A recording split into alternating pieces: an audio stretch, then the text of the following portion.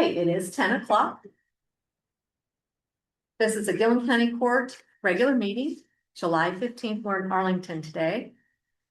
The meeting is called to order. A quorum has been established. All commissioners are present, and we will now have the flag salute. I pledge allegiance to the flag of the United States of America and to the republic for which it stands, one nation, under God, indivisible, with liberty and justice for all.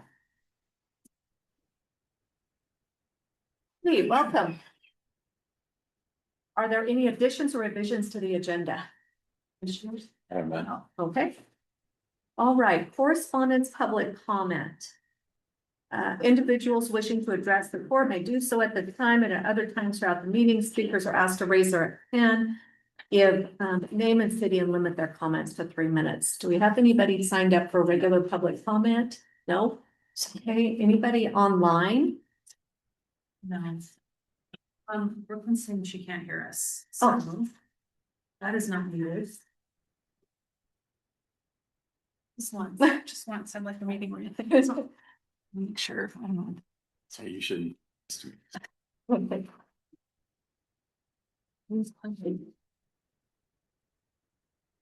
Is this one usually on? Well, the lights, those are on. Okay, we're gonna do a sound check first. She's gonna check on a different computer. Is anybody else? So everyone else can hear. Everyone else can hear? Yeah. Okay, all right. Okay, any public comment online? Is there any public comment online besides that? All right. Okay, well, we'll go into the regular appointments.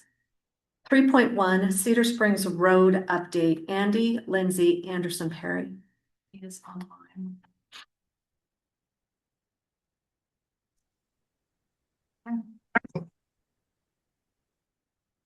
You there, Andy?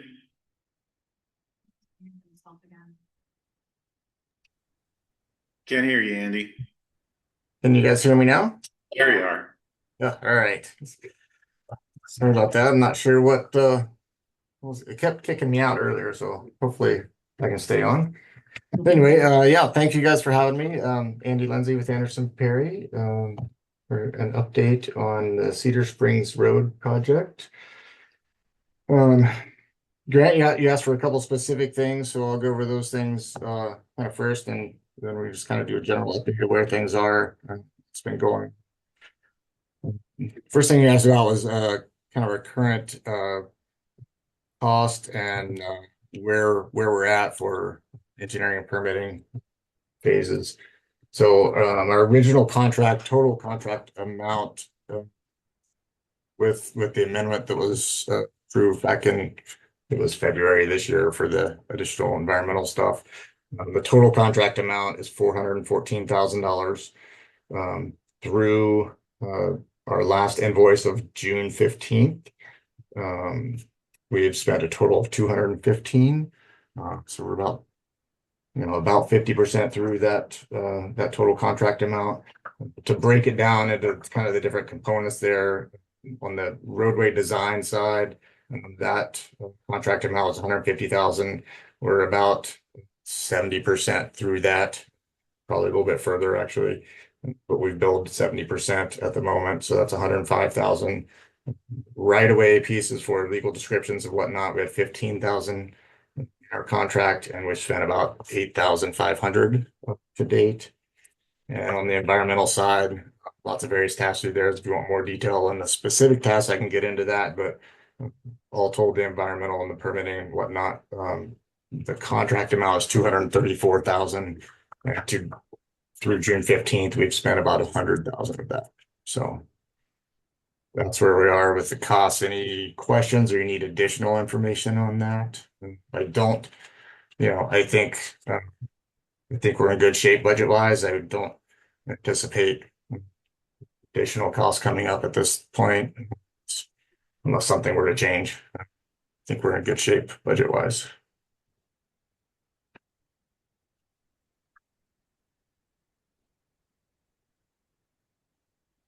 What about the project itself? So I'm good with that. Um, what did you have next? Was that? Uh, yeah, kind of moving down the line. Oh, Kind of roadway design. The next step in that is getting those legal descriptions prepared for the property that's needed. We're making a couple minor adjustments. We got the new gas line that Waste Management put in recently. There's one spot where we just need to raise our profile a little bit to give that a little bit more cover over their new roadway. So we're adjusting that profile a little bit and working on those legal descriptions. I would expect those to be done probably in a couple of weeks. Is our time frame for getting those legal descriptions done so we can start working on that process.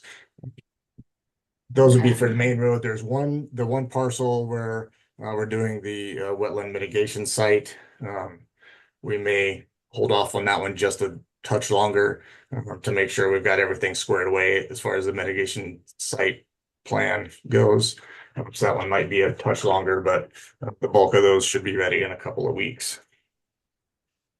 On the environmental side, lots been happening there recently. We met with the new county planner, Michelle, a couple of times. Had some really good conversations with her about the land use permitting process there. I think we have a really good path forward there. As soon as we get our plans in a good draft preliminary state, we'll be able to submit that permitting process. That'll include the floodplain analysis, floodplain issues there. So we're going to have the floodplain analysis and report done within a couple of weeks, and then get that land use permit turned around and submitted to Michelle, shortly after that. That's the easy part. On the other side, on the wetland mitigation side, the cultural resources report, we have that final report from our subconsultant is due today, actually, from them. So I haven't seen that yet, but we're anticipating getting that today, and certainly no later than the end of the week. And that'll help inform the rest of the permitting process. The geotechnical report that we recently did the field work for, that's being wrapped up. It's in final review, so that will be done hopefully this week or early next week. On the mitigation side, we did meet with our project team, met with DSL, Department of State Lands, last week. Had a good discussion with them about our proposed mitigation plan. They give some good feedback on where we're going. It is a complicated site for sure. So we're working through some issues there. Have an idea. Have some ideas to move that forward in a good way. Our wetland delineation report came back with better information than we didn't have that information when we talked with DSL last week. So there's a certain type of wetland, aquatic resource of special concern that we do not feel this site meets that criteria. So that's good. It's out of a couple extra requirements. Obviously, that has to be concurred with by DSL, but we think we have in pretty good shape there. As far as next steps, getting permitting, the actual joint permit application complete. We're working on wrapping up the mitigation plan. Now we have all the final reports and everything done, so we have the site laid out that we've shared with Grant and Dewey. And work on wrapping up the actual plan part of that, the written piece of that will go in the permit application. So once we get that done, and we'll prepare the joint permit application to submit to DSL. We anticipate being able to submit that permit application in about 6 weeks. So that's kind of where we are with that. Kind of approval timelines, once submitted, they have a certain amount of time to respond, and there's usually some back and forth there. Typically, and every project is unique, Typically, we see those turned around in about 4 months, from submittal to approval. So that's kind of where we're at with there. And again, we're gonna meet with DSL again, hopefully within the next couple of weeks, and get some more feedback on our plans and make sure we're getting everything that they want. And talking with Grant, I think Grant's kind of sit in on that meeting with us so that he can hear directly what's coming from DSL and some of the challenges there. And our permit specialist will be there. She can talk more to the permitting specifics than I can. I'm the roadway guy. I rely on our other experts to get us through the permitting stuff. So we'll include Dana on those future conversations with Grant, so we can make sure we're keeping you guys in the loop as that progresses. We're at that point now, obviously, where we're getting ready to submit. We want this thing to move forward. Sure. We're well aware of the timelines and the urgency of the project, so we want to do everything we can to move this thing forward as quickly as we can. So. Yeah, I did. Just let me know as the DSL would like to set it up as soon as we can. Sure. So, yeah, okay. What did they figure out on the property that was owned by Union Pacific?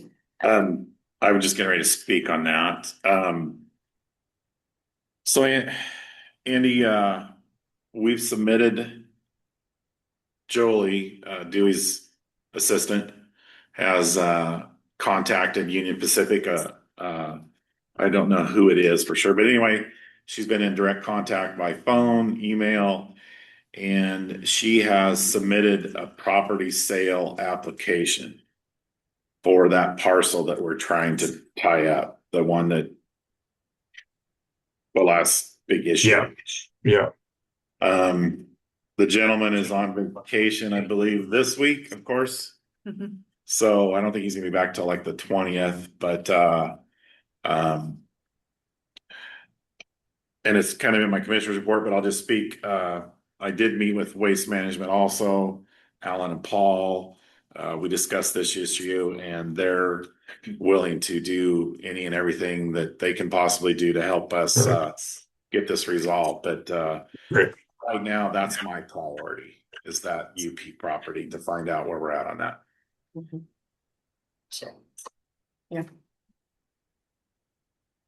Yeah, and as we move forward, as we get those legal descriptions done, that in that mitigation site area, that one is owned by Waste Management. So there's some other issues we may want to talk through, offline, as we work through that process with Waste Management, just so we can make sure that we're doing that correctly and getting the right property that we need. So. No small task. I know it's the road part is simple.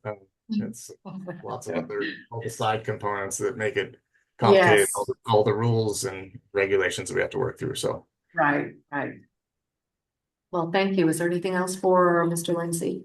Do you have anything else, Andy? I think that's all I have for today. And again, we'll be in touch, Grant. Get that next meeting with DSL scheduled, and we'll go from there. All right. You should see, like I said, we've got a lot of reports kind of getting finalized here this week and next week. So you'll start seeing those come through.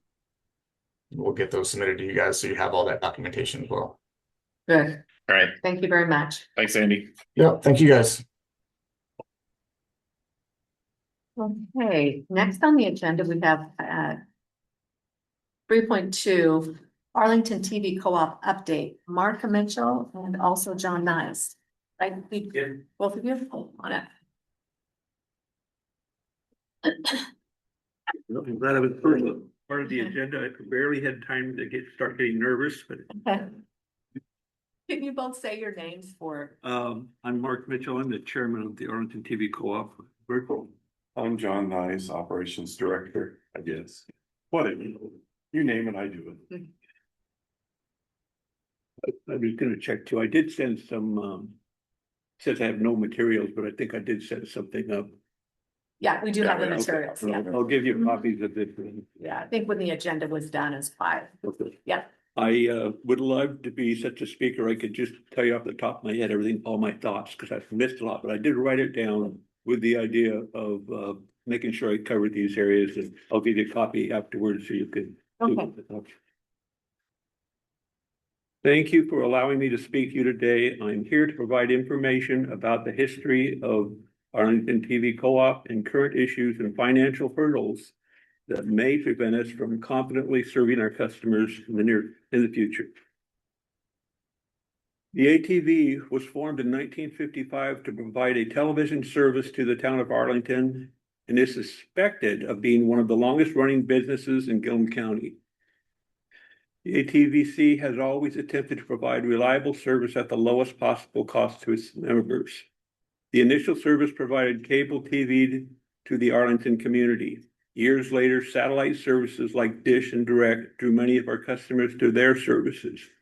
ATVC struggled to compete with them and moved towards providing fiber optics internet service to our communities. In 2016, ATVC took steps to raise enough money to build the internet system. We received a loan from Community Bank for $572,000 and a loan from Gilliam County for $250,000. And it's my understanding that we also received grant money from Gilliam County for almost $800,000. This money is well appreciated. It covered the cost of engineering of building the initial infrastructure of the system, and there was some left over for others. During this initial start of the project, the cost of providing a satellite system climbed as the internet streaming service became a more competitive alternative to the satellite TV services being used. ATV board members became more and more aware of this fact as prices were continuing to rise and made the wise choice to not build our own satellite TV service and instead decided to provide a high quality internet service that would provide an internet TV streaming service and phone services. ATVC currently has 208 home customers and 18 business customers hooked up to our internet service. That's significant. That's a lot of people we're serving. The business customers include the sheriff's office, and I'll just note on this too, we went in and did the service did a lot of Cat 5, not in just one location, but 3. One was here, one was down there, one was at the state police. We don't really look to make money. We just were here to provide that type of service. We also provided it to the North Rural Fire Department, North Gilliam County Health District, the Public Library, Justice Court, Port of Arlington, Public Works Department, and City Plant Pumping Station. Many of our customers use the internet service to work from their homes. ATVC currently has 32 customers using our voice over IP phone service. Although ATVC board members and employees are very proud of the internet service that we provide to the community of Arlington and surrounding locations, it is not without hardships, financial concerns, and uncertainty about the ability to maintain this quality services in the years ahead. In an attempt to help you understand our concerns, it is important that you walk in our shoes and see the situation through our eyes. The ATVC is a nonprofit, and it is sometimes difficult to understand the meaning of being a nonprofit. To the public, we look like a typical business in the fact that we provide a service and charge a price for our product. We also tend to accept this and forget how special this nonprofit is and how we need to celebrate being a part of this important service to the north end of Gilliam County. We know this is true when the federal government is giving this county $5.5 million and the county is adding $1.8 million to bring the total up to $77.3 million. That's a lot of money. It's important. This money will be used to enhance the current internet service in Arlington and those who live in the outskirts of Arlington. The money will also provide internet connections to residents who live in the rural areas in north end of Gilliam County. The ATV has already taken many of the necessary steps to assist Gilliam County in reaching this goal. John Nyes, who manages and maintains the service, have been a part of ATVC for 22 years. He didn't give me any notes on this. I'm just doing, John has no idea what I was gonna say this. For 2 years, he provided volunteer labor to bill customers and maintain the cable services. He worked out of my garage for 2 years at no charge to keep expenses down. He has been a paid part-time employee for 10 of those years and a full-time employee for the last 10. He probably works for half of what he should be paid, but has refused or accepted only small raises to keep our costs down. Tremendous sacrifice. He is a machinist that can actually build the components and products needed to provide the internet service. He has the understanding and knowledge to keep the system up and running. He is a perfectionist who demands that each install be completed in the highest of standards and regularly works well after hours to see it done. I can speak for that because I work with him and he's on my case all the time. We need to understand that he is getting older and would like to come back or retire at some time in the near future. He's not going to be with us forever. It is unlikely that we will be able to replace him without significant increases in wages. Let alone we have to find somebody that's willing to come here and do all that he does, which is significant. I volunteered when I first got on the board back in 2017, right when this was starting to get going. I volunteered to help John to install the internet in homes and businesses when we first started making these internet installs. I volunteered to help because we did not have any internet hookups at the start of the projects and needed to find ways to get homes hooked up and start adding customers as quickly as possible. This fact was overlooked in the initial approval of loans to ATVC. The loans were based on the misconception that we would have 200 customers to help pay our loans and other bills, even though it would be several years before we would have those 200 customers hooked up.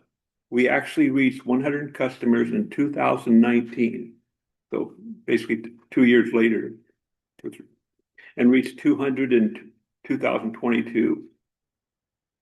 We've had a few part-time helpers that did some work, but we eventually hired a full-time employee to help with the installs. He took another job within the first year, and we learned that we were not making the necessary income to fund the position and continued without hiring another employee. We couldn't hire somebody to actually help him do this. That's the reason I chose to help. We actually reached a time when we did not think we would have the money needed to pay our monthly bills. We got down to the last couple of months. Fortunately, we attained the necessary number of customers to pay our bill and before we ran out of money. Today, we only have 2 employees for the addition of a part-time office employee.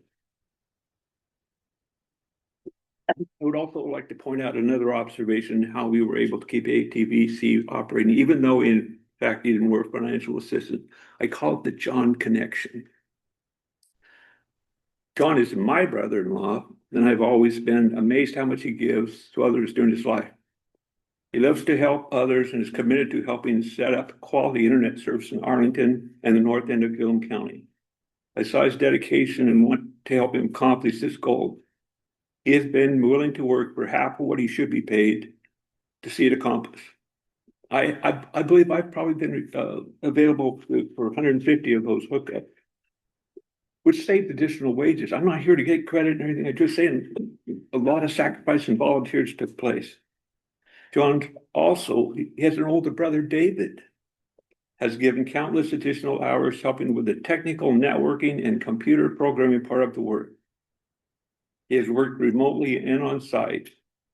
And if we had to pay for his wages, what should run around $200 an hour, would have been thousands of dollars that we didn't have. To sum up my points, we have accomplished a significant amount of work in providing a fast-speed internet service to the north end of Gilliam County, and have earned the financial support from Gilliam County to ensure that ATVC is financially able to supply the service well into the future. I also want to point out a few additional facts that bug me. That initial loan from Community Bank. Can you break that down a little bit further? Because I don't know, it wasn't here at the time. Okay, yeah, So appreciate that. explain the funding and how that came to be and how Okay, Gilliam well, I County don't got know if this involved. is something you want, John, or stuff. All I wrote, can you do better? Okay, So. The funding was initially there was a business plan written up by Peter Mitchell and Alan Cunningham. And they went out looking for the loans. Peter told us there were lots of grants for us. There were. okay. We are not a 50C3, so nobody wants to just give us money. We're a 50C12, I believe, yeah. So we're not a tax deductible. Oh, So that creates a problem when you're trying to find grants. Nobody just wants to give you money if they can't deduct it off their taxes. But in the business plan that they did, they had it written up that we would have 143 customers our very first month of operation. Looked good on paper. But it took us a while to get to that. And in doing so, we went through a lot of our reserves. But we have kept it going, and made improvements. sorry to interrupt you there. Well, that was Yeah. a good thing to do. Okay. So that's kind of the way, and yes, we got the grant from the county to do the outside plant, run all the fiber on the outside. We gave the loans paid for all the inside and customer equipment and our wages to keep it going. Was that the county loan? The county loan and well, let's see, the county loan started out, it was gonna help us get the digital service for the TV going, which that didn't make sense. And then, of course, we were not at our 143 customers for each month. So it kind of got used to keep us going. And that was a point in time in Gilliam County history when they did provide loans. Yeah. Now we have just grant programs and then they had loans. So we have like we have four loans. So. But you did mention that there was 800,000 that. 800,000 to The do county the gave. outside. They gave us as a grant for the outside plant. Okay, Mhm. that's what I sure understood. Which is very much appreciated. At about the same time. That was the Okay. beginning. Okay. Yeah. Yeah. That was all in the beginning. We got the grant and the community bank loan. Those were first, and then we got the loan from the county. Can't remember exactly when, but came later. Okay. So. Yeah, here we are. What are you asking? Okay, I Are just you want, asking anything or just giving us an update? well, I wanted to point out a little bit more. Okay. Just as an example, that 572,000 loan from the community bank. In the years 2016 through July of 2026, this amounted to $317,000 in interest. And that, your current balance as of June 24th this year is 469. So we went from 572 to a little over $100,000 less. Our monthly payment is 4,424, which equates to 69. We need 69 customers a month. But that's where the money goes. Pay for that loan, and the principal we gained is 1,474. The interest is $3,039. That takes 47. Breaking it down that way, breaks it down, just the interest is 47 customers. And that is really discouraging because I would rather owe the county and give you all of the interest. Not that that's what I want. Because what is your interest rate with them? Well, that is 8, and somehow at the time it was set up as in variables. Mhm. And The it's variable interest rate yeah, is which I'm not a big fan of. It wasn't part of it. 8.01 right now. This is what was imposed. This is. Mhm. It's currently Spokane Teachers Credit Union's customers. Okay. Yeah. Okay. They bought out Community Bank. Okay. But we're surviving, but I feel like we've earned the right to survive at a better level where we feel comfortable, confident in the future years. And really, it's John is going to retire one of these days, and we've had people that say, "You're not going to replace John. Where are you going to find somebody else?" And but that has to be done. But it won't be done for the wages we're paying him now, so we have to increase that amount. Really, we need John to stick around long enough to train him, so he's able to. But in all honesty, when John is no longer part of this, David's not going to continue giving this free service. And I'm gonna back off. I had a heart attack a couple years ago. I probably shouldn't be doing some of the things, but and we really haven't, but we should be having a budget where we could set money aside to prepare for replacement of our truck and doing these different things. So that's my position. I really have to acknowledge, you can't pretend it didn't happen. It doesn't bother me. And that is the issue with the generator. And I really do want to be honest with you about how we took that, because we applied for a generator for a grant, pay for this generator. And the generator became available to us through Hires Electric. They had one that was, what was it, John? It was a used one, had been used an hour, and they cut $4,000 off the price. And it was get it now type of thing. But that generator, we felt like it's a good investment because we wanted to be able to supply the internet at all times. And when that generator, we would be able to do that. Now, anybody that, like a police agency or fire department that has a generator themselves, that keeping their electricity, we will assure by having it that they continue to use the internet. And another thing that excuse me, and the issue with that was that the generator had already been purchased when the grant was applied for. And so you didn't qualify for a cap. Yeah, it really, I understand that. I'm not blaming the court, because I don't know how this works. That's okay. It didn't meet the needs and it wasn't accepted. Yeah. But that's what concerns us. We want the attitude to be that you recognize us as a nonprofit that's serving this county and can say, we got to find another way to help them.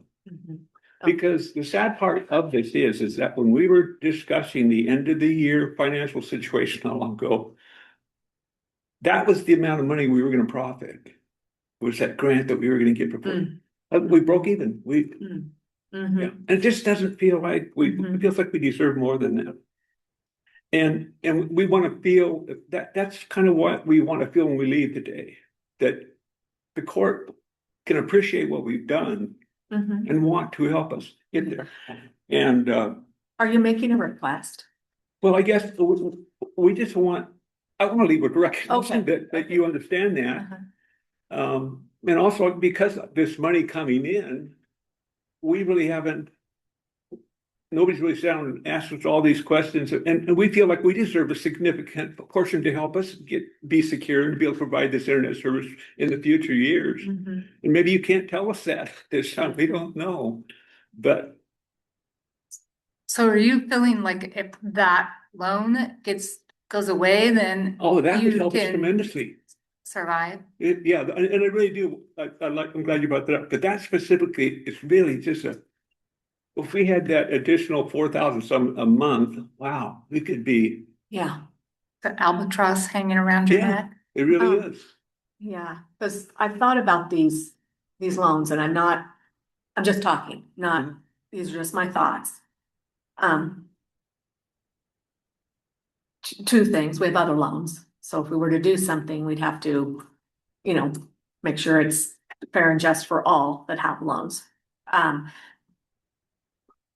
And the other thing is, this was a time when loans were given. Now we're giving grants for capital projects. So the people who had the old loans were held to a different standard than the people who have grants now, because they don't have to pay them back. It's just a timing, evolution of the way we operated over time, because I don't think Gilliam County was in as good of a financial position at the time either. So therefore they had to do loans to recoup their expense. In the time between, there were funding streams that allowed for grants. So I don't expect to make any decisions today, but have a conversation with you. And yes, we do appreciate what you've done for the community of Arlington. I can say for one, as the justice court judge, we had to heavily, I mean, really rely on that internet system for our court system, not only streaming from Norcor on arraignments that had specific statutory timelines, and also our traffic court system, which we had to have, was internet based. So you did help us. I know They're on to firsthand. help you, yeah. Mhm. So thank you.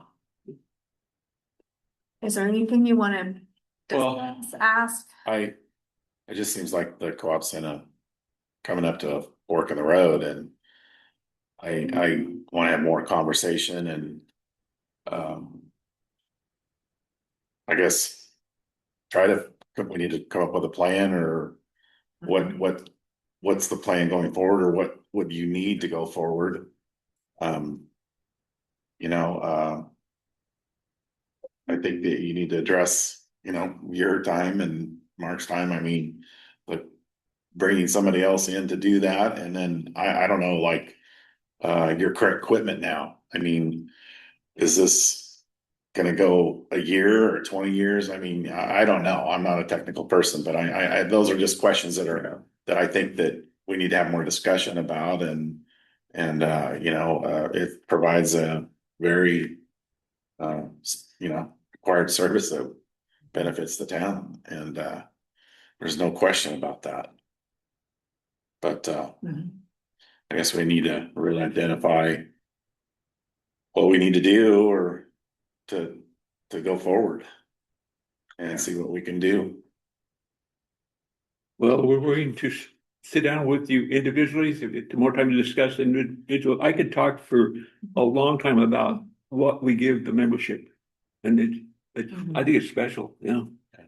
So do you have any trends showing up with, like Starlink and other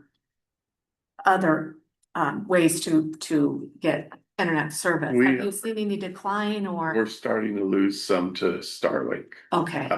Starlink is offering a 100 meg service claimed 100 meg service, but if you read their stuff, it's slower, for $55. But I also know that last month they announced an increase. They didn't announce how much, but they were going to increase.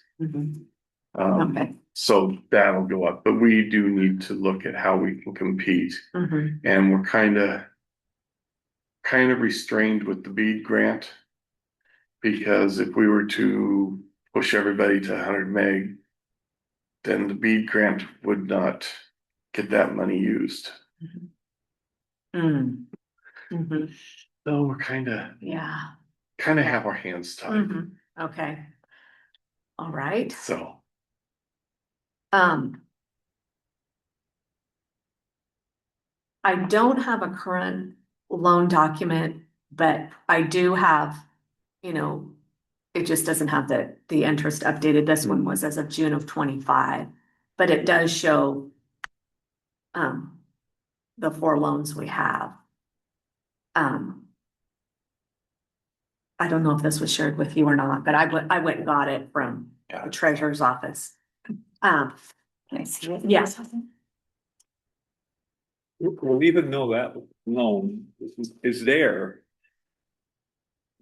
I know we're obligated at this point to it, but it isn't doing anything to us every month. No, I know, because the problem I do appreciate that.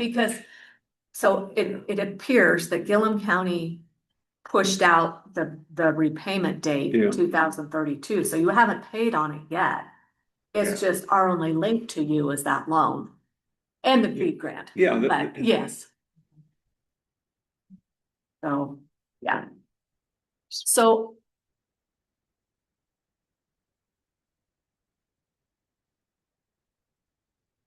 one thought I have too is that as a nonprofit, if you do qualify, we have grant programs, operational support and capital investment grants.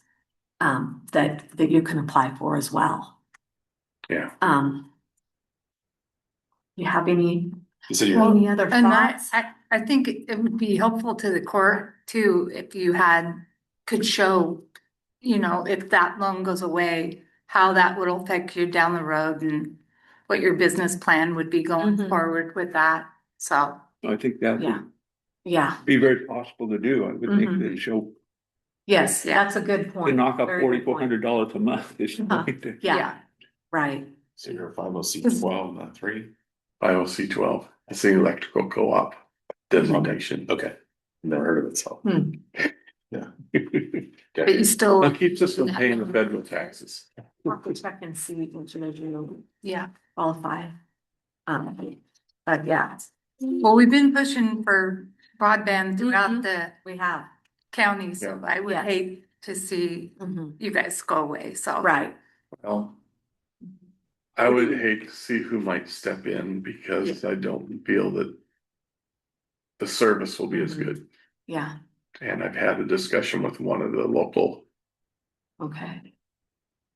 local providers, I guess more or less local, that would like to get us, and I told them the same thing. I don't feel Mhm. that his customer service is where it needs to be, and he agreed, so. Right. Yeah, and we had that in Condon when we had a cable service that was right in town. And then it sold out and went somewhere else, and then it Yeah. was almost impossible to get them to come and do anything, so I mean, it is important to keep it local. here, when somebody has a problem, they might have to wait an hour. Yeah, Yeah. Well, and we saw when we did the hookups, we had to redo a lot of the work that we saw how these other outside companies did it. I'm not making this up. We found wires just strung across the ceiling and brought down, and that's how they did it. We put really nice outlets in and do it the right way. Yeah. We want to continue with that type of service, provide Okay. that. All right, what's Well, our path forward? I, You want to do?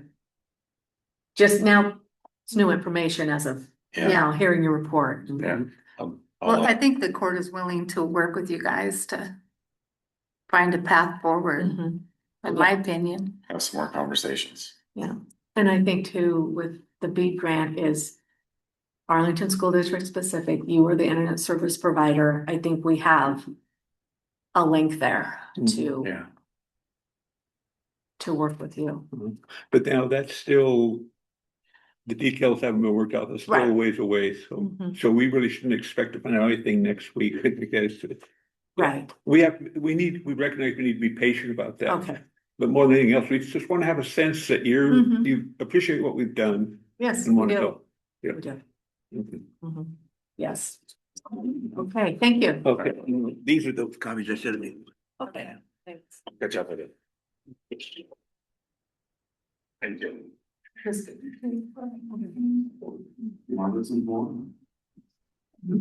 Okay. The next two items on the agenda are 3.3 fiscal year 26 special projects final report, Gilliam County Historical Society, and 3.4 fiscal year 26 special projects final report, City of Arlington Library. Those are in your packet. Treasurer's report. Do we have Kelly online? Yes. Yes, I am here. Okay, I didn't know if you wanted to speak to this. So I'm just gonna give a quick verbal update today. I don't have any bank reconciliations or financial statements available quite yet, and I'll get to exactly why.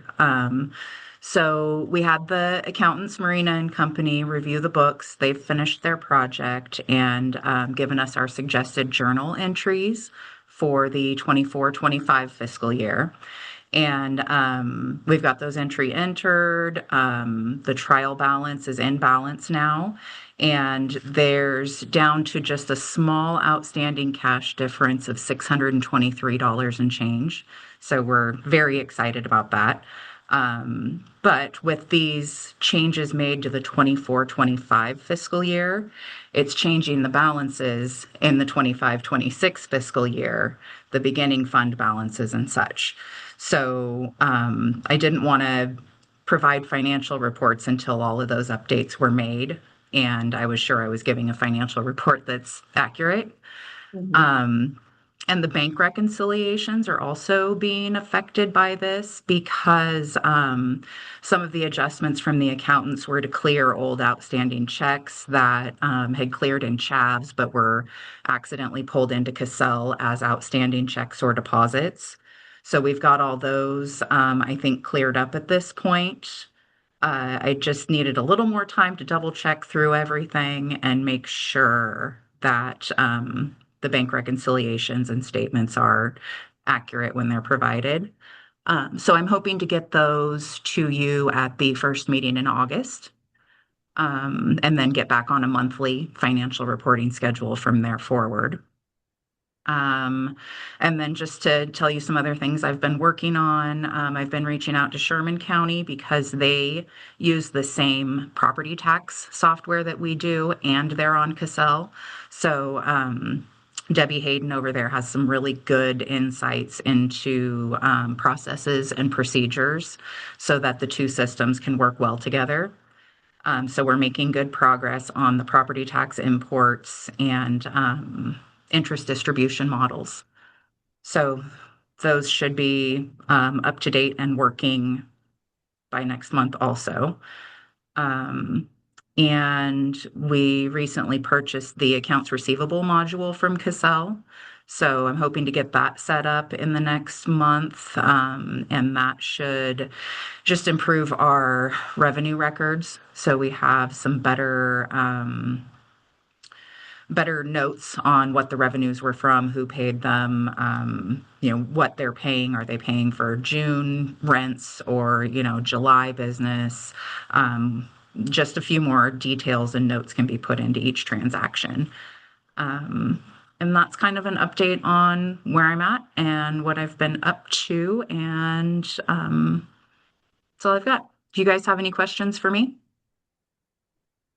I don't, I just want to say that I can't beat you to work and you're always there when I leave. So you've been working very, very hard to get this straightened out and resolved with Marine and Company and the entries and just learning your new position and the systems that you're putting in place. So I want to thank you. Thank you. So then you're gonna have the auditors come in on top of that? Mhm. On top Yeah, of the auditors are coming on, I believe, the 27th. So just diving right in. Yes, Thank you. thank you. Thanks, Kelly. Thank you. 3.6, quarterly update from Waste Management. Paul Wilson, a little bit of a wait. Morning. Paul Wilson with Waste Management. It's a quarterly report for you year to date. So far, this year, 2026, we have processed into 1.3 million tons. Second quarter, just the second quarter, we processed 655,000 tons of waste. Host fees paid to Gilliam County so far in 2026, 2.7 million. And road maintenance fees paid to Gilliam County so far in 2026, 39,000. We've only had one OSHA reportable this year. So we're very proud of that, as we had 9 total last year. So we're on a really good pace to have an excellent turnaround from last year as far as our safety goes. We were within a week of making it like 6 months. It was a rough one. But a couple of projects going on right now. The RNG plant is finished commissioning, and they're basically sitting there. They run from time to time, but they're working on a few things. But I think they're waiting for the pipeline to be completed, and then once the pipeline's completed, then they will fire up. They've talked about a few other things, but once the pipeline's completed, they'll fire up and start running full time. So that's. Any idea on how long that will be? They're talking now end of August. Oh, okay. I think what they're still working on is the tie-in to the main line. So there's some special companies and things that have to go through that. So that's a couple things that they're looking at.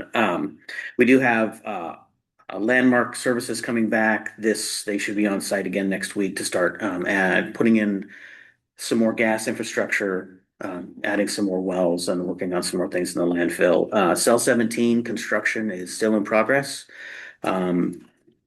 We're getting close to final grade on that, hopefully starting the lining process of that mid-August.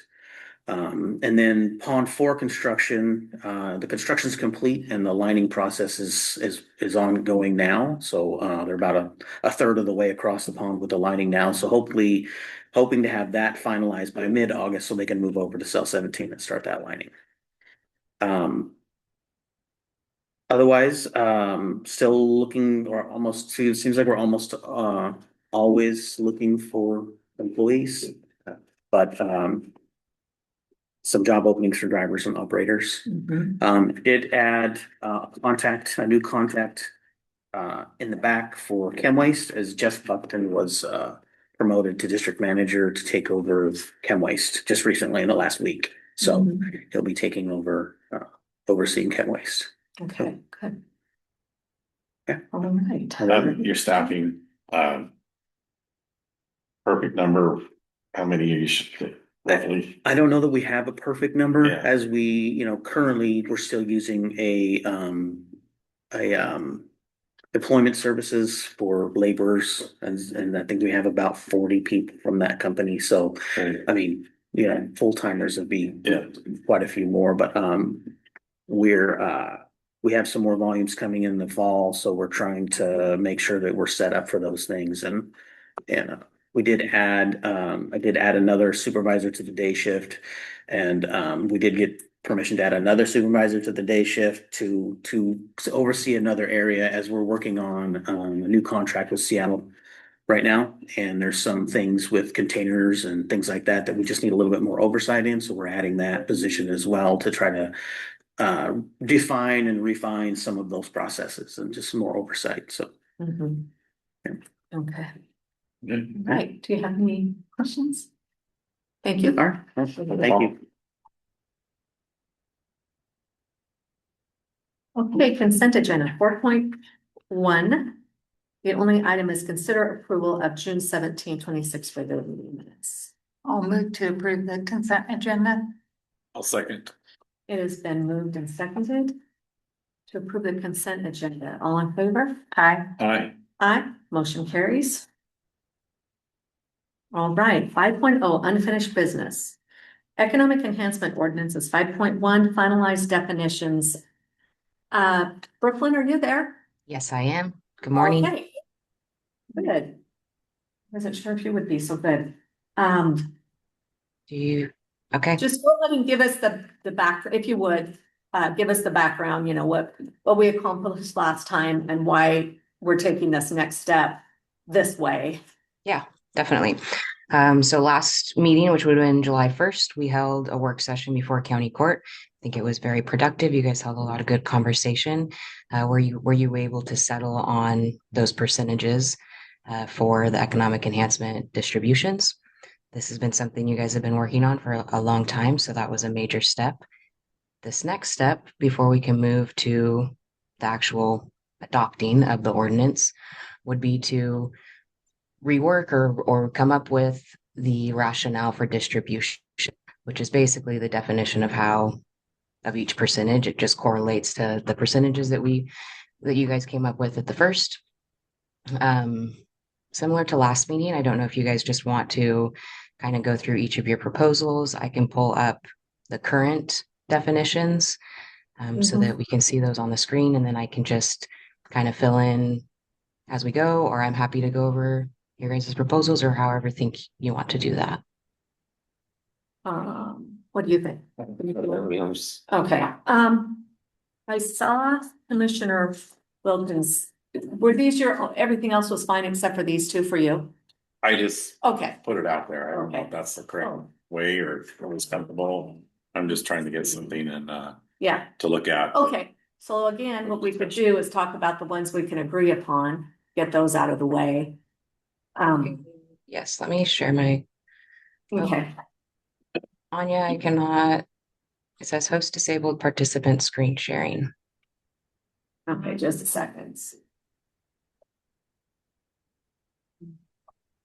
Because there are a lot of similarities there. Again, or no changes to some of the definitions that we already have.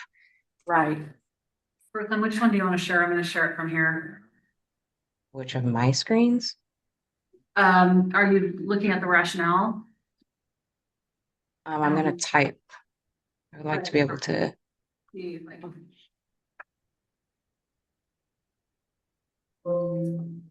there's nothing, not allowing you to screen share. Can you promote me to a host instead of panelist?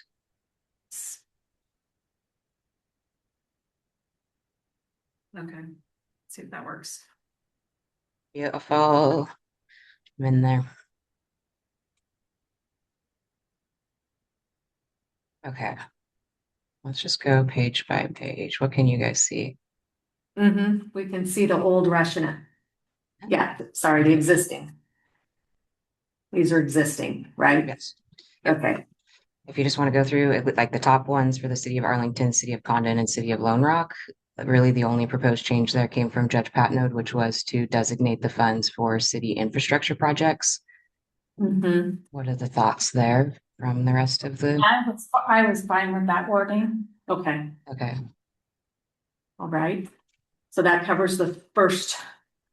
Yep. The first three. Lone Rock, I actually didn't change it because Oh, yeah. it's a smaller amount. So What do you are we, and also just to go back to that, are we designating the extra funds that we gave them to infrastructure or the whole thing? Extra funds. Oh, all, Because we All of upped it. the amount that they Mhm. had. right. Okay. Same amount for all of it is my idea. Are we Okay. good with that? Yeah, they can use it Okay. for, yeah. Yeah. And then let's just keep going down. Early Early learning. learning, sustainability. That Mhm. one, I think across the board was comparable to having the title changed to something that was childcare, not just specific to early learning. And then the definition was the one proposed was to support childcare and early learning by providing access to services at regulated high quality providers for Gilliam County children. That just takes out that age range and the So permanent endowment wording. Says childcare / early learning. That's what we, Yes, but yeah, is that okay? Yeah. Okay. Yeah, to support childcare early learning. Let's look at what Commissioner Wilkins had. Yeah, I just had, Oh, he put nonprofit licensed facilities. As adding that. because for-profits are in the business development. They Oh, can, right. they can apply for funds through. Right, the right. tier. Right. Mm-hmm. So that way, Yeah. both sides of it, but I don't disagree. The only thought is, what if something happened to one of the nonprofits and another entity that wasn't a nonprofit had to started doing childcare, like maybe the school district? well, the school's nonprofit. I Okay, so we can add. Could we say would you- nonprofit taxing district? So the first thing, because we're not using it to support the permanent endowment Mhm. anymore, that Mhm. has to go away, saying that it's gonna be for operations and. To support childcare early learning by providing access to services at regulated high quality nonprofit providers for Gilliam County children. Okay. We can always change Yeah. the ordinance if we ever need to, if something were to happen with. And I think One of the that. only thing I added to what I told Brooke was to make sure to have the wording that anything left over went to the childcare fund. Oh, yes, Yeah, right. All the ones that we want to roll over and specify that we're gonna roll the funds over into. yeah, because that was some of my frustration was some of these items should have their own designated budget line item also. Right, And we're getting there. but- yeah, right. That actually is, that's a really good point. Sorry, which I meant to bring up in the beginning. I have talked with Kelly from a budget standpoint, and it would be nice to have the titles consistent there. Like if, like we know these are line items within our budgets That's- are adding the word line item here. Yes. That's why I Yes. like, that's why I just put Gilliam County childcare line item. Yeah, I thought that was pretty This clean. is a fund of its own, like the road fund, so here I okay, would recommend leaving that Okay. as fund. uh-huh, Um, right, but Okay, yes, so- as Grant mentioned, we are trying to get better about like matching those up in the budget, and by 2028, we should have that also right away. so I agree, excess funds will be transferred to the childcare early learning endowment.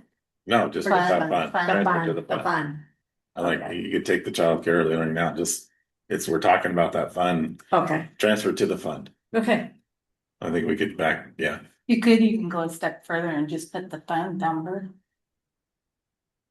Nah, what is that Fund fund? What if I change my fund number? they change sometimes. Right. Access to services, Or- regulated, provider bill, excess funds will be transferred to the childcare, yes, that's good, I like that. Okay, Road fund, that one is the same, no change, right? Yeah. No change, yeah, no changes. On that one? Okay. Any thoughts on the housing? housing. The biggest thing there was you all just wanted to remove workforce. Mm-hmm. And I wanna stress the fact that every budget committee can set the budget based on that for whatever the needs are for that time. So that's when it could be designated for a certain type of housing or a certain project. So I don't think there's any harm here to support the development of housing throughout Gilliam County by establishing a reserve fund. What about that?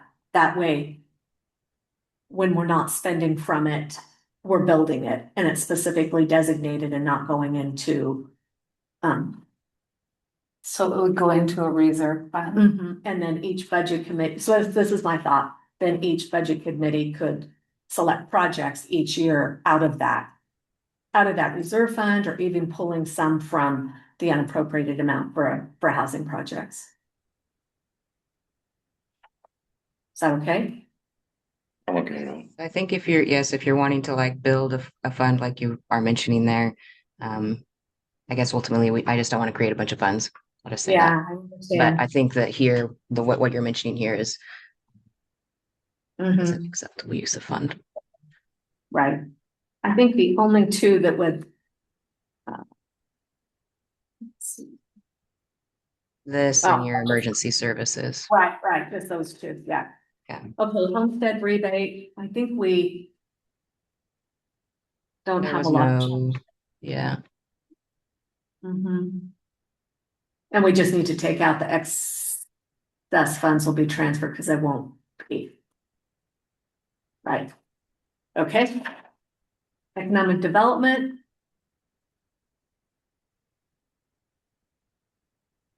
Okay, There wasn't. Hold on, let me scroll I think down. so.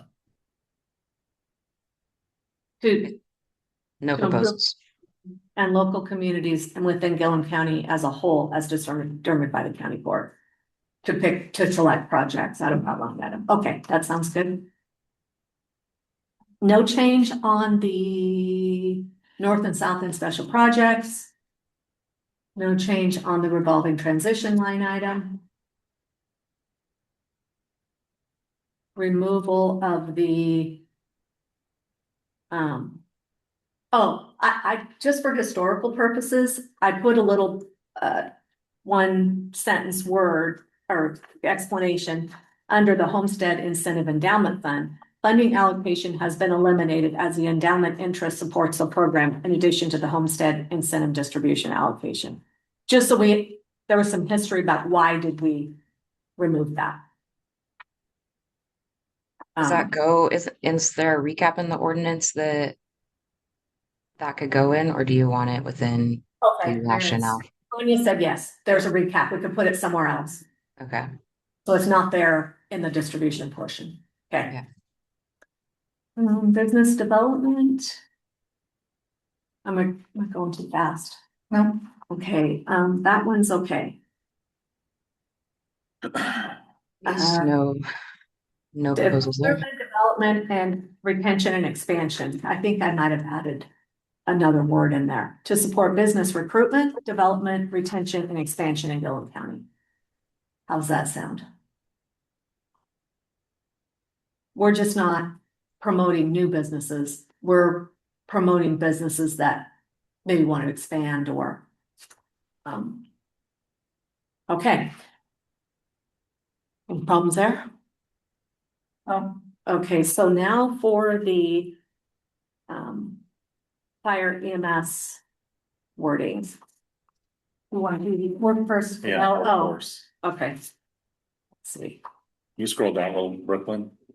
Workforce Oh, there development. it is. Yeah, Um, it's over there. Sorry. it was up top. It's the top. My Okay. mistake. I was like, wait, my screen looked different than yours. All right. Top Blair. I just put to support scholarship funding for college-bound and trades-bound graduates with the goal of fostering workforce sustainability. Yeah, that sounded all right to me. Um, But this is gonna be one of those spend it or lose it. yes. Yeah. Mhm. And in the program, we can set the parameters about, we want to focus on certain types of industry or certain type of jobs that we're trying to get a workforce or even future county courts, however they want to do that. To support scholarship funding for college-bound and trades-bound graduates with the goal of fostering workforce sustainability. How's that sound? Any Good. change? Okay. And then the last one, that last one? Yeah. Okay. Grant, do you want to go ahead on what you think? I just, it shows emergency services. How'd you have it support? I had reserve, but then I kind of I don't know, wording may be a little misleading, so I just changed it to support or maybe sustainability, which lines up with the childcare early learning distribution rationale. That's however you guys want to word that. And I just, put it also as ambulance, emergency medical services, fire, Gilliam County Fire Districts. And I had a paragraph that I wrote. This fund is, and I'm not saying this is the correct way or whatever, I was just trying to put something down. This fund is established to support the needs and resources for Gilliam County to maintain emergency services. The intent of this fund is to provide financial support dedicated for equipment, personnel, or operational support to our emergency services departments in Gilliam County. I don't know. I just tried to put something down. I don't know if that's someone says something better. I think that was good. Yeah, I agreed with it. Yeah. I read it. Me too. So do we want to make it a reserve fund or not a reserve fund? Do we just? I would prefer making it a reserve so that it would. Well, Yeah. I guess I'll just the word, I mean, it's still a fund either way, like it's still going to be accruing its individual interest, its own interest there. I think the word reserve, kind of how we got into similar situations with the endowment.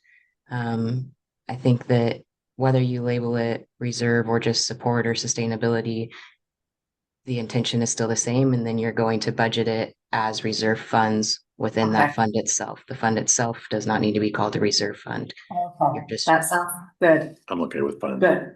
I'm okay with fund as well. And I liked So Commissioner just Wilkins' wording. emergency services support fund? Is that what you're saying, Brooke? yeah, emergency services support fund or emergency services sustainability fund, if you wanted to, maintain that consistency. I don't know why it chose that wording. Dedicated for. Do we need to clarify that it does involve fire and Yeah. ambulance? Yeah, I had it in one of the lines also. So underneath the heading there, the main heading, Brooke, where it says emergency services support fund. The next line item I had was to state ambulance, emergency medical services, fire, Gilliam County Fire Districts. So I don't know. If Just we so did that there was clarification for her. anything Emergency medical services. Well, I just had one line, just, And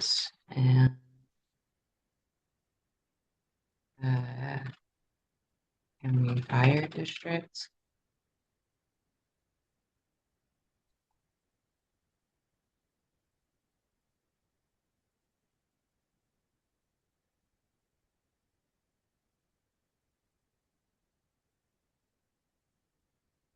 like, that's pretty self-explanatory. You work good, Leah? Yeah. Yeah.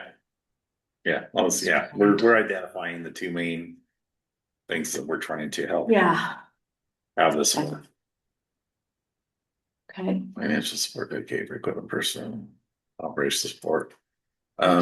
You guys will see the red line too of the, like next month you'll get the red line. So if there's some slight wording changes here or a different configuration that you come up with, you guys will see the final, at next meeting. I'm good with that. Good, so that's it. Okay, so we're ready for a public hearing next meeting, right? Oh, How do we take out departments in that? what does it say? The last one. Emergency services, take out the word department, Oh, just okay. emergency services in Gilliam County, okay. All right. Good, So can we wait till at least September? Cause I'll have harvest. So, you wanna wait till September? yeah, for that hearing, Yeah, I'm okay with that. so, Okay, for to adopt it, okay, if we could. all right. Are you gonna be here, or do you? Yeah, I'll be Okay. here, but All right. it'll be, I mean, I'm gonna have to come to the meeting and leave and Okay. get in a truck, so I'm like, So our meetings are September 2nd or the 16th. Second, right, exactly. so that's the fair. Oh, So if we could do the 16th, would that be okay? I'm good with it. September, October, November, December, then we'll have the next big task we have as a strategic plan, but that would give us 3 months before Yeah. January to get that done. So if we Yeah. did it that second Mhm. meeting in Yeah. September, Okay. cause we just basically have to open up a meeting and have a hearing and then Right. close and adopt. We can adopt the same meeting, right? I thought you had to. We'll have that there. Anya, I think research there that. was, To read it by title only at 2 separate meetings. Yeah. Okay, yeah, so then the next meeting in Taunton, we can actually adopt it Yeah. first of October. That's October 7th. Does that work? Okay. All right, thank you, Brooklyn. For all your help. Yes, of course. All your work. Thank you guys. Yep. Thank you. You got it. You got us there. Okay, new business 6.1. This is to formalize the action taken by the Gilliam County Court. Consider adoption of Order 2026-02, application for zone amendment to allow cannabis retail as conditional use in rural unincorporated community RC zone. So in your packet, you have the court order. Do you have any questions? This, yes. Thank you, Michelle, for getting us through this. so we have to do. Questions? Right. We just need to adopt the court order. So you just need a motion to adopt. You good, Leah? Or do you have any questions? Nope, I don't have any questions. Also move to adopt order number 2026-02 as presented. Second, It has been moved and seconded to adopt order 2026-02 regarding application for zone amendment to allow cannabis retail as conditional use in rural unincorporated zone R2 RC zone. Is there any discussion? All in favor? aye. Aye. Aye, motion carries. Okay, 6.2, consider approval of planning and consulting services agreement with Basecamp Planning and Consultant Services LLC. And I'm gonna have our planning director, Michelle Colby, come up. Sorry, Did I miss something? Well, I think the order is missing the word deny, or is it in there? Yeah, it was right there where it was. In that, I just want to make sure everyone understands, order was a denial. Yes, it was a denial. Yes, Read it. because we just adopted the fourth order, which was. Yeah, right here. Okay, good. Deny the Yes, request yes, entirely. yes. I just wanted to reaffirm Yes. that, yeah. Mhm. It was affirming the court's choice to deny the action. Yep, okay. Yes. It definitely was. The court order gives the complete detail, and on the second page,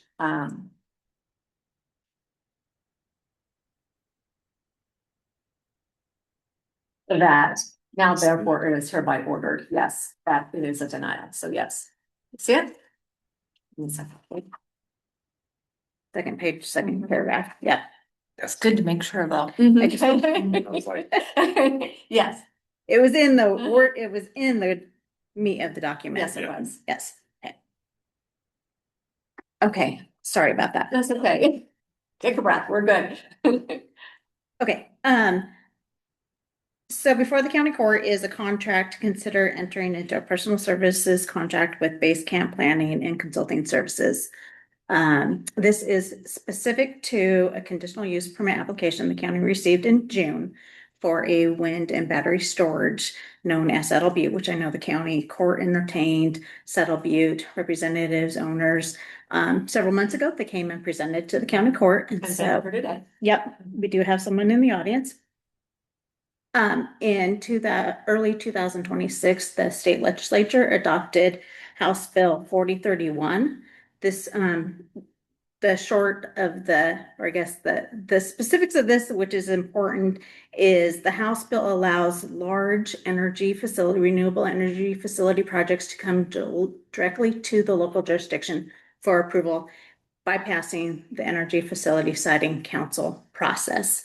It is a limited duration timeframe in which the bill is active. There's different criteria to qualify to be able to come to the local jurisdiction for these larger projects. The project does qualify, so they did submit the application. An application could not be submitted no sooner than June 5th of 2026. And so Which was because of the effective date of the Yep. brand new law. Yep. Yes. Yep, and so it came in under the transition between City of Boardman and myself coming on board, and we have deemed the application complete in order to as effectively and efficiently be able to process this application with the current workload and transition of projects. I am asking the court to entertain a personal services contract so that we can move the project very efficiently with some additional resources for staff. And that we will be exercising the option. Go ahead and cover that. Gilliam County back in, what was it, 2003, adopted a resolution that enables the county to exercise the right to recoup any cost for consultants or legal when it comes to processing of applications, in particular land use applications. So the county would be upfronting the cost with the consultant, but we would be getting reimbursed back from the company Saddle Butte to cover it. So really there'd be a zero impact to Gilliam County. It's just going to be a processing function and working with the treasurer's office and everybody else, to work through that. And Saddle Butte is aware of this. They were informed that we would be executing this right because staff cannot. The individual staff, one person department cannot do this right now by themselves. Right. Yes. And that there is a not to exceed amount on the contract. There is. So, Yeah. yes. So it falls under the state procurement, small procurement rules. Yeah. Yes. Yeah. Do you have any questions about the contract? This will enable this project to move forward. And the contract with the consultant is project specific. There are not a lot of consultants out there right now offering services. I am familiar with this individual, the owner of this company. They worked for a stint with Wasco County. And when I was previously at Gilliam County, I got to meet the individual and work with them a little bit. So I am confident. I've had several conversations with the individual that we can move forward if the county would like, and I encourage you, recommend you, please. And we will execute the contract and jump right in. Well, I want to thank you because we thought we were going down one path, and when it came time for a contract, the person said they didn't have the capacity to do it. So within a few days, you were able to find this option. So thank you so much for your work on that. Thank you. Yeah, it took a minute to see what other options were available. Yes. Are we ready for a motion? Do we want further discussion? Are there any questions? Any questions? A suggestion mostly. Yeah. I'll move to approve entering into the personal services agreement with Base Camp Planning and Consulting Services specific to Saddle Butte Wind Facility application in the amount not to exceed 25,000 as presented. I'll second the motion. It has been moved and seconded. Is there any further discussion? Okay, all in favor? Aye. Aye. Aye, motion carries. Good. Thank you. Thank you. All right. All right, also under new business, 6.3, presentation, Alana. Rilla. Okay. I'll help you out on that one. Oregon Visitors Association. Yes, hi, how are y'all doing today? Good. Thank you, and I'll keep this pretty short. I have a PowerPoint. Anya, were you able to pull that up? A little show and tell. I'm just here today really just as an introduction and to talk a little bit about the work that we do with the Eastern Oregon Visitors Association. So I really appreciate you all having me this morning. And yeah, I think for today, just really want to give a quick overview. Yeah, I know you can go to the next slide. A quick overview of the organization. And then I wanted to build in a few minutes just to really look at the visitor snapshot of visitation to the region as a whole and specific to Gilliam County. Then I'll highlight a couple of regional priorities that we're working on and then wrap up with just some general resources and then have some time for questions. But if you have questions along the way as well, please don't hesitate to stop me. So yeah, actually, we'll go to the next slide and we'll make the next slide quick. Next one? Yes. Oh. Sorry, the first, yeah, that one's a perfect one. This is my favorite slide. Some of them were fillers. That's why the PowerPoint looks longer. But so the Eastern Oregon Visitors Association, we are a regional destination marketing and management organization. Whoops, sorry. No, I was like getting tired of turning my head. Okay. We're also referred to as an RDMO. And then so at the regional level, you can see here the Eastern Oregon region, we serve an 11 county area, as well as 2 tribal governments east of the Cascades.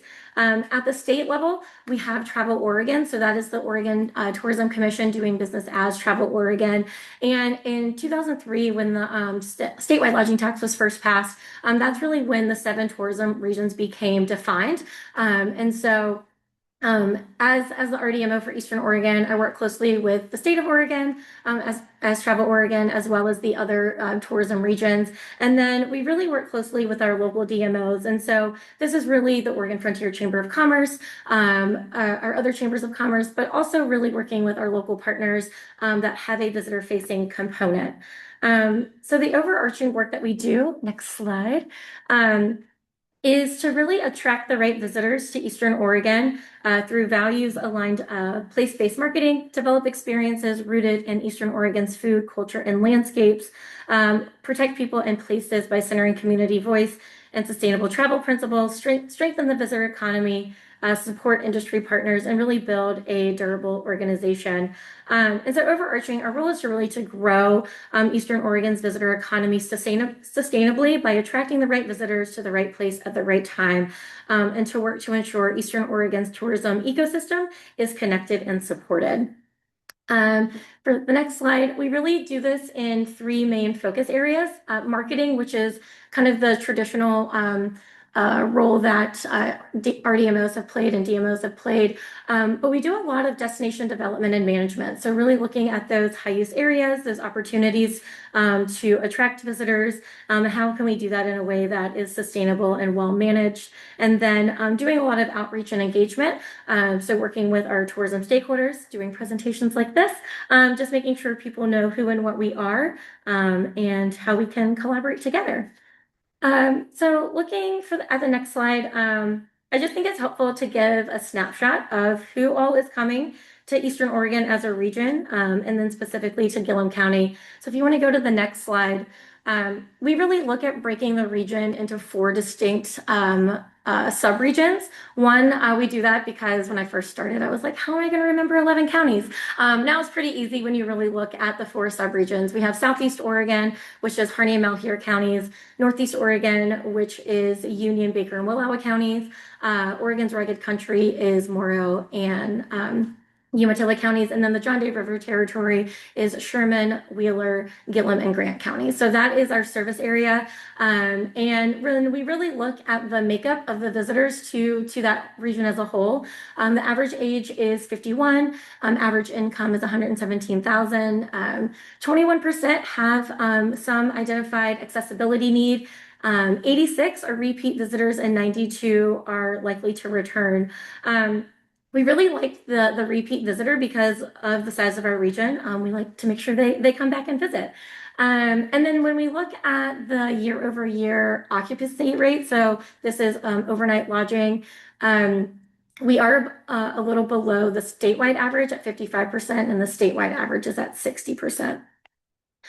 All right, so what's happening regionally? As we look at the next slide, this is really based on visitor spending in Eastern Oregon, looking at both the domestic visitation as well as international. So Washington is actually one of our largest visitation out of that state, followed by Idaho, Oregon, and then so on and so forth. And this really makes a lot of sense for the region as a whole because we do border Washington and Idaho. We do focus primarily on a drive market, so really getting the Boise area, Tri-City, Spokane, and then within the state of Oregon, really looking at the west side of the state and Central Oregon as our high visitations. The international breakdown I like to highlight because we do get a lot of international visitation. Canada is indicating the highest. This is mostly, I would say, predominantly coming out of like the British Columbia area. That's more of a drive market for Eastern Oregon, then followed by Mexico, Germany, Australia, UK, France, and so on and so forth. And I'll talk a little bit later in the presentation, really about global sales and some of the work that happens. But Travel Oregon as a state agency does a lot of work in the international marketplace. So it's nice to see the visitors coming to Eastern Oregon. So if we want to go to the next slide and really look at how this all plays out in Gilliam County, this bar chart looks at overnight visitor volume. And so this is countywide.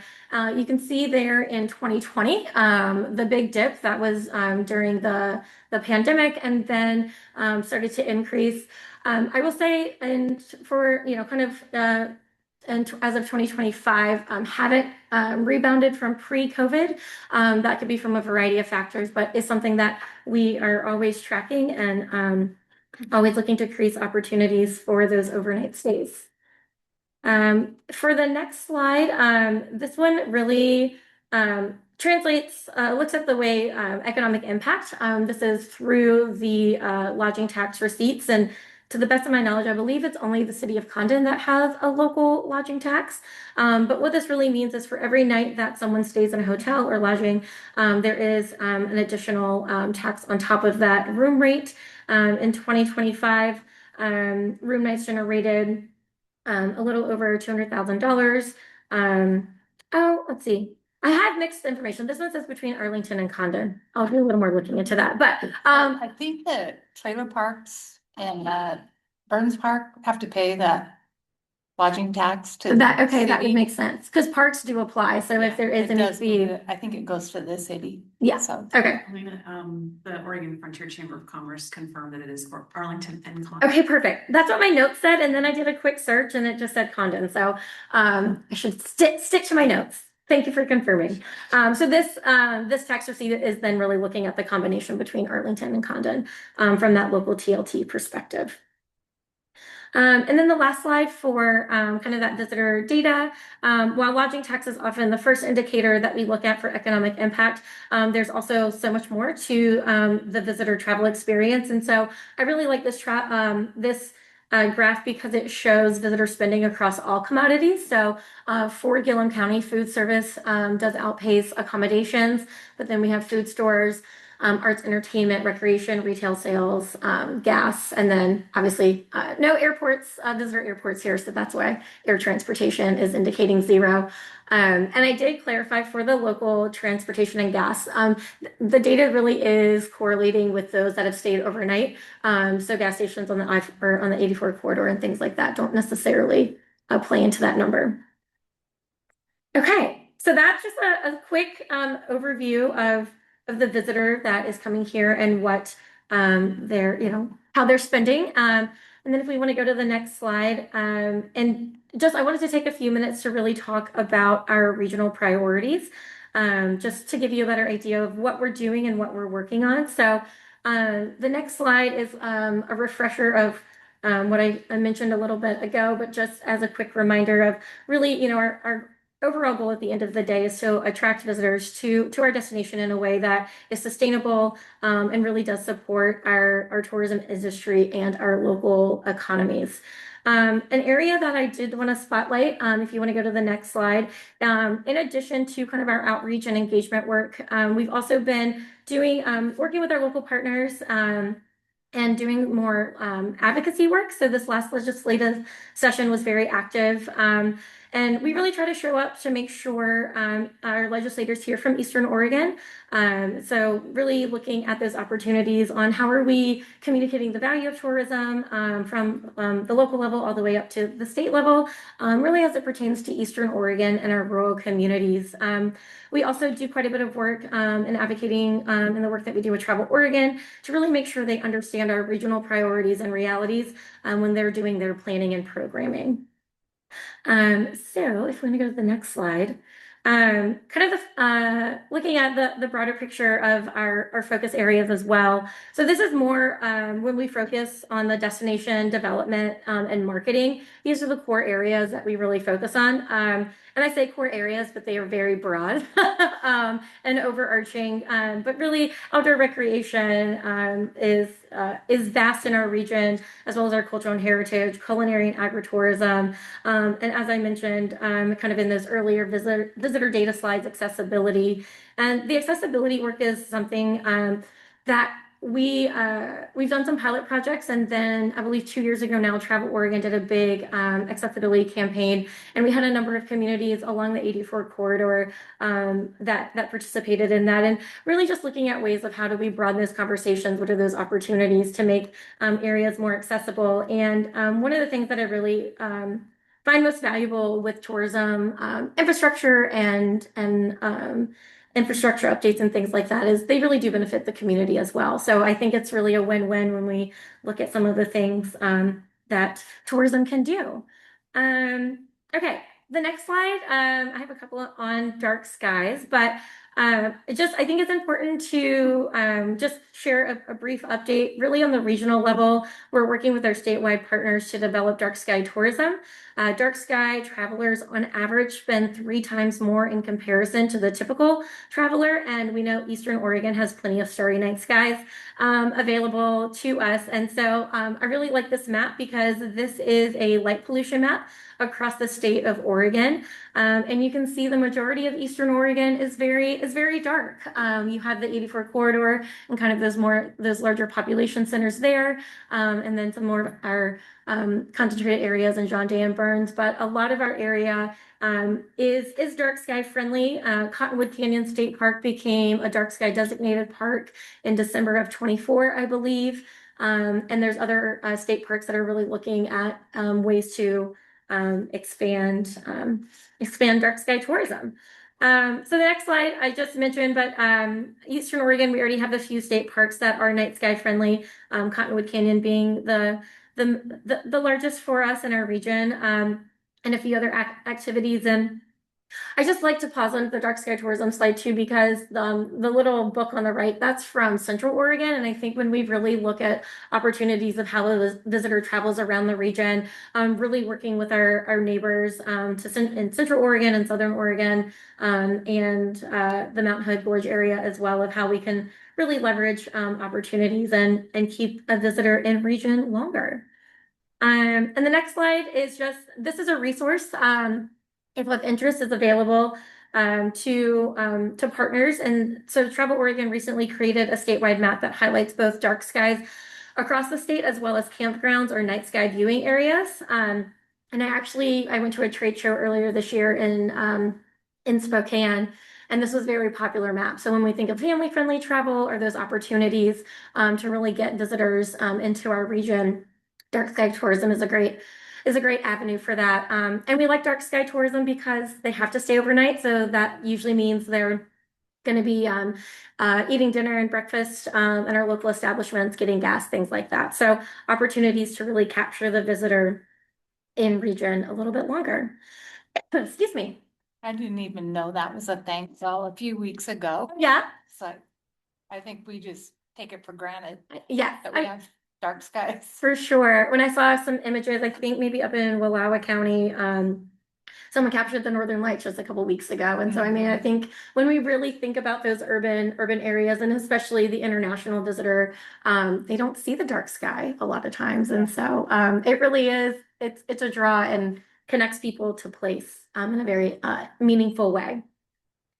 So switching gears a little bit, another focus area I wanted to highlight is really on our local foods and farms. So if you want to go to the next slide for me, Anya. I'm sorry, I'm making you. Last year we were really able to build a local food inventory, and this year we're going to keep that work moving forward and focusing on how we can leverage this inventory to better connect locals, visitors, and the travel industry to all the great products, beverages, and just the plethora of produce from our region. And we do have, you may be familiar, but food and farms are the core, is one of the core areas for Eastern Oregon as a region. The Eastern Oregon region actually makes up a third of the state's agricultural sales. And so we know that this is a big part of our regional identity and presents a huge opportunity to increase visitor spending and ways to really connect people to our local agriculture. If you want to go to the next slide, I think a big area of opportunity that we're really tracking and has great kind of a gateway for food is the upcoming opportunity with the James Beard Marketplace. So this is actually planned for downtown Portland, opening in 2027. The exact dates are still to be determined, but it is, although it's still under construction, this will be a great marketing arm. It's really marketing itself to be the front door to Oregon's bounty. And we really want to make sure that Eastern Oregon is part of the state's food story. And so really looking at ways of what partners we can work with and collaborate with to really leverage that presence in these different opportunities and avenues.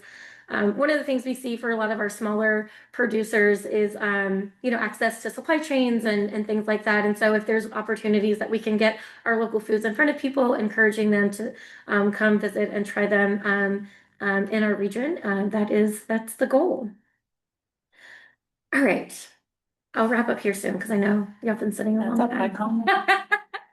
If you want to go to the next slide, I did want to take a minute to really talk about about marketing. So that is still a core function of what we do, and really the priorities are to increase the awareness of the region, creating content, diversifying our storytelling, leveraging Travel Oregon, their content calendar and opportunities, as well as elevating our local messaging. And we really do rely on our local partners, wanting to make sure we're using our channels and opportunities to really elevate those local messages. What are those, those seasonal things? What are those kind of pain points too? Where do we want to maybe send people elsewhere if areas are experiencing high visitation? And we really do this in a variety of ways.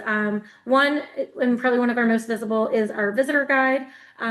We also have a consumer website. We've reinstated a quarterly consumer newsletter, getting that information out. And Also, in all of that, expanding our photo library, our business listings on our consumer site, and earned media. That's really media opportunities that we don't have to pay for. Those are our favorite when we can help give some creative direction, but the companies pay for it. And the big thing, and actually, Anya, if you want to go to the next slide, one of our biggest projects this year is really doing a brand refresh. We really see this as an exciting time for the region to reflect together about how we want to share Eastern Oregon with potential visitors. We have brought on an agency, Destination by Design, to help us with this process. And they've already been introduced with a part of Eastern Oregon. They have been working with Harney County over the past couple years, and they're the ones that did the This Is Harney brand, if you've seen that. And if not, you can look it up online.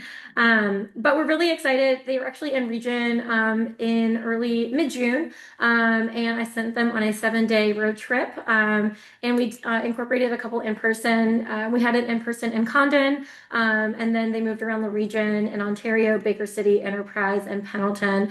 And yeah, I sent them on their way. They saw almost every nook and cranny of Eastern Oregon, and we got some great photo assets from that will also be available for partners to utilize. And a part of this process too, we'll also be doing an online survey just to make sure we're really capturing as many voices as possible as we develop our new brand. And really looking at a brand that connects our subregion, honors our local identities, broadens the storytelling beyond our landscapes, as well as including our tribal histories, our agricultural conservation, culture, and community voices. So we're really excited about this. We kind of tracking for a December timeline to have a final brand, and then really go into the 2027 season with some strong marketing campaigns. Okay, the next slide. This is our last big project that we're working on. And when I kind of mentioned the international visitation, one of our big focuses this year is really in the international travel trade space. And so we call it global sales, just really looking at those ways of getting international visitors to our region. And I just want to give a little context because global sales as kind of a whole took me a minute to wrap my head around. But for the past couple of years, I've been going to different trade shows, and these are business-to-business trade shows. EOVA, as well as the state of Oregon and other Oregon partners, we go as suppliers, and we're meeting with buyers from the international market. And I had this aha moment last year. The number 1 and 2 questions I got was what businesses can book direct, and what are working with receptive tour operators. And yes, many of our, you can book direct with many of our partners, but the working with receptive tour operators is really a key area of opportunity for our region as a whole. And really the best way I describe a receptive tour operator is they're a middleman between the international marketplace and the local destination, but they also really validate those local experiences. And so at last count, we have across all of Eastern Oregon 3 hotel properties working with receptive tour operators. Our counterparts in Southern Oregon and Central Oregon, and especially Portland area and the coast, they're working with a number of receptives. And so what we're really working on is kind of a multi-pronged approach. We brought on a contractor at the beginning of the calendar year who's really been helping with some of our outreach and follow-up from these trade shows. And then we have a survey that's circulating right now to really get businesses to take it and to get their understanding of this opportunity. And we try to also preface it with, if you don't know anything, that's great as well, because that's really what we're looking to build. And then this fall, we'll be bringing an in-person training in the region to really get those partners participating. And when I say partners, it's really specific for hotels, tour operators, guides, outfitters, museums, and also including our chambers of commerce and destination marketing and management organizations in that. So yeah, I like to talk about that. I get excited. And really, as we go into that 2027 season, how can we have new product, new opportunities, and really increasing those incremental overnight stays and economic impact to the region. And we love international because they stay longer and spend more money. So Awesome. Just to wrap up, I have a few final slides. This one, the next slide, this is our regional marketing priorities. I just wanted to share, just to give an overview of really how we think about the year. Sorry, Anya. I have filler slides, but this one we really work with our local chambers and DMOs on. But as we are really building our content calendars, our social media calendars, things like that, really looking at what are those kind of overarching themes, where the alignment with our local partners, and then getting assets and opportunities to share those stories. And so Q1 for us, we are July to June fiscal, so we are in the midst of Q1, looking at our summer traditions, road trips, summer bounty, swim spots, and those outdoor adventures. So this is something that we share with our partners, and the QR code is a way for partners to share assets, because that really is a pivotal piece in the work that we do, is making sure we have current images to really communicate the story that we're trying to tell. And just to wrap up, I did just want to include some of our industry resources. Again, this is really more applicable to our local partners, but I feel like it's good for the more people that know these opportunities, the better. So Anya, if you want to go to the next slide, just wanted to really highlight Otis business listings. I didn't get into that today because that's a very specific thing, but really it's an opportunity for businesses to make sure they have a strong online presence on our website. And our website is also connected to Travel Oregon's website. So many updates that happen within that Otis platform will populate multiple places. So really streamlining those efficiencies and increasing that search engine optimization. We also have quarterly topical calls on outdoor rec, culinary and ag, cultural and heritage, as well as we've been doing every other month tourism leader calls, and those are really open to any partners that are interested in what we have going on, and kind of touch the tourism industry in some capacity. We also have a couple of marketing toolkits and co-ops. We have a small regional grants program, as well as a professional development fund. So this will be entering its third year. And we really implemented this to get more of our local partners to statewide events. I can't tell you the number of times I've been in a statewide meeting and I'm the only one there from Eastern Oregon. And I think it's really important for our local partners to really, share their stories in those settings. And so our professional development fund is really meant to offset some of the travel and hotel costs or registration fees, because I know that they get expensive every year. And then our last resources, we do an industry newsletter, usually monthly, and just highlighting kind of what's coming up, funding opportunities, kind of what's going on, upcoming events, etc. And just highlighted a couple of upcoming events. Two are virtual. One's Travel Oregon led. One is our Eastern Oregon Tourism Leader Call, and then there is an accessible tourism ambassador training that is being led by the Southern Oregon University, that's happening in person in LaGrande. And with that, there's just a filler slide of different scan QR codes, and then just questions. And then I didn't even mention our team, but we are a team of 3. And so I live in LaGrande. We have our deputy director that's also based in LaGrande. And then in March, we brought on an industry relations coordinator who is based in Union. And that is who we are and what we do. So any questions? All right. Okay. Covered a lot very quickly. I did. I'm sorry. I get excited and I talk fast. I want to thank you for coming all the way out here and doing this. Thank you very much. I think that Arlington sign looks so good. They did a great job on that. Yeah, that was a local initiative. It was partially Gilliam County funded, and it was somebody that had an idea and it actually happened. Yeah, so it's great. We love it. Yeah, and it's great. I mean, and things like that really create great points of interest for visitors. So. Yeah, it's good. Yeah, awesome. Well, and I did bring our visitor guide. They say 25, 26 with our brand refresh. We also delayed our print, but they will be printing at the end of August. So we'll have new guides.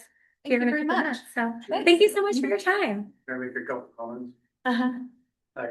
Really good presentation, and I know we get a lot of people, we have a lot out there. But the frustrating part for me, right, like dressed on in emergency services, is the lack of safety. Mhm. I mean, it's like attracting people here, but you don't tell them there's no cell phone service. It's a rugged country and they could drown and they could start fires and they shouldn't trespass. Is there anything that is being done to educate people on that stuff to reduce our resources in Yeah. counties? Yes, and I mean, search and rescue is definitely a big area that comes up, especially in our remote region. We have in our visitor guide, and I do have a few more copies. Included some like kind of how to Eastern Oregon, one like carrying cash, right? Not a lot of places in some of our areas take credit cards. And so really these opportunities of educating. And I think there's definitely more work we can do and doing more targeting. And one of the things with our new visitor guide, we're also kind of expanding the pull-out map and kind of expanding some of that messaging. And I think that's where also we work really closely with Travel Oregon on how can we, because they have a much larger network and resource and Working with local partners. Right. Have yet to have any contact as to what issues Mhm. that, people, especially people from other countries. Right. They have any idea about that, so. Right, no, yes, and I think it is definitely always in the forefront, and that's where in some of our outdoor recreation, kind of an emerging, well, not emerging, but an area of opportunity is really going with the guide. I think that's something I know it's a big initiative from Travel Oregon as well, especially going out in the backcountry. If you're going with a guide, they have a permit, they're kind of, helping. It's more about fires. Fires, yeah, trespassing? Yeah, Okay, I mean, they think they just go in the middle of a field and right. watch the dark sky and. The two of you Fire could maybe danger. continue. Yeah. That would be Yeah. great. Yeah. Great, that's okay, that's Yeah. great. And I No just, problem. yeah, We have a couple more items of Yeah. business to take care of before noon. Okay. 10 minutes. Okay, well, yeah, on the dark sky piece, because one of the things that did come up at a condo meeting we had and really looking at public spaces, so whether a golf course or fairground, keeping those areas of opportunity in a controlled environment, so. Thank just you. share that. Thank you so much. Thanks. Okay, item 6.4, consider approval of fiscal year 26 special projects grant extension request, Arlington School District. That is in your packet. It is just it's an extension of yes, their project. Couple months out. Mhm. I'm good, yeah. Motion. Yeah, I move to approve the both extension requests for Arlington School District fiscal year 26 special project grants to September 30th, 2026. I'll second. Okay, it's been moved and seconded. Any discussion? All in favor? Aye. Aye. Motion carries. All right, consider approval of resolution 2026-08, initiating proceedings for the sale of foreclosed property under House Bill 2089. As you know, this one This was the Lancaster house. yeah, so this is a Lancaster house. I actually appreciated the fact that the attorney, Shaw, what was his name? Tom Rask. Rask was on the line when we went through all of that, when he called in so that he fully understood the situation.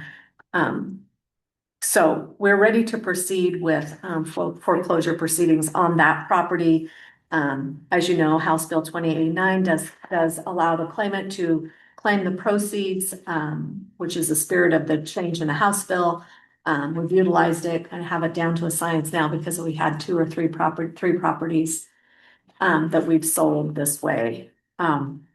So we have a resolution. So what is the value gonna be? Do you know? I don't know. Is Kelly, don't know yet? Okay.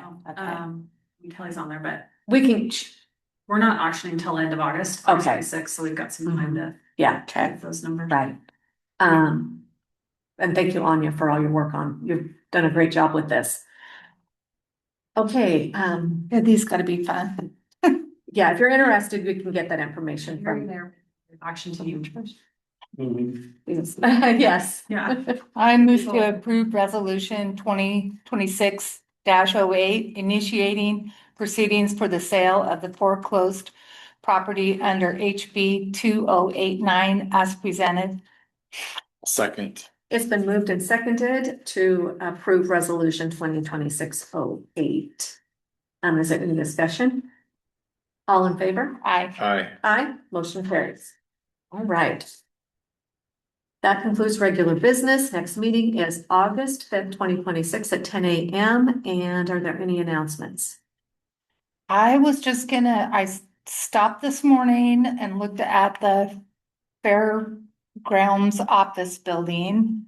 And Gary can jump in wherever, but he said it will be ready by the 1st of August, regardless. Does it So look close? he said it would be. He assured me today, because I said, are we going to have to set up on the particle board? And he goes, no, it'll be finished. So we'll see. Do you have Flooring is anything? still on back. Oh, it is. And now the arrival date is the 23rd of August. And we still don't have a water heater. And, but I think that can get done pretty fast. Oh, But the flooring is up in the air. It's not really done, but. can you just use it without the flooring or? No, Oh, no. no, okay. We- Oh, that's we- fair. Occupancy. Oh, okay. Well, I'm going to go with he's guaranteeing us the 1st of August. Thank you. I'm for gonna be- taking care of it. I'm going to be optimistic. Yeah. Okay. Do you have anything? Was there anything? I know I don't have a Capco meeting and they don't have one in July, so. All right. Real quick, as I mentioned before, on 7/6, Dewey and I met with Alan Anderson, Paul, to give them the update at the Cedar Springs Road and some of the challenges. Just trying to keep them up all in the loop there, and they're gonna do everything they can, like I said, to support us.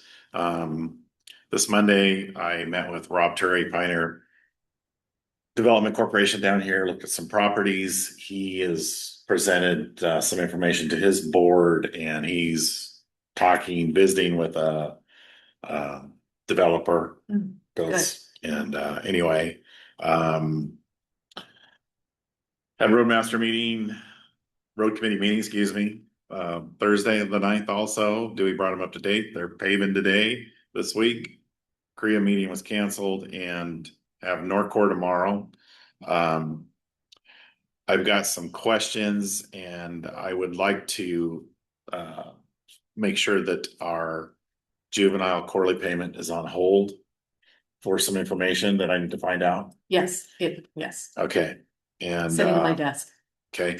And then the only other thing is, I believe Jolie, I don't know if she got it to you guys yet, some right of way applications. Just from this morning. Yeah. Wasco, Yeah. Morrow County, and that's just something on the Good. list that we need to, I think. I kind of briefly looked at them, but we might just need to pick the Yeah, things that are pertinent to us that maybe yeah. I make just- sure all of ours is covering. Yeah, I guess my thing is I'd like to see it get to the court before we just get there to prove it.